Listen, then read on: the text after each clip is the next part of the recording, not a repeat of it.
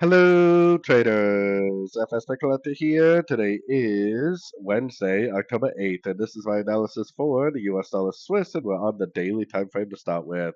So on the dollar Swiss, I'm still looking at this as possibly being a WXY.